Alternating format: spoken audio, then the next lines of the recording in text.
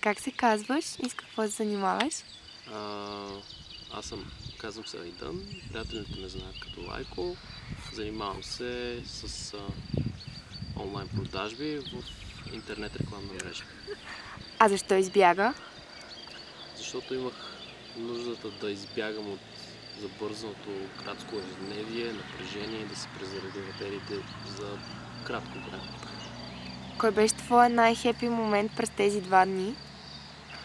За сега, понеже 2 дни не са приключили все още, най-хепи момента беше когато се мушнах под един 63 метров водопад.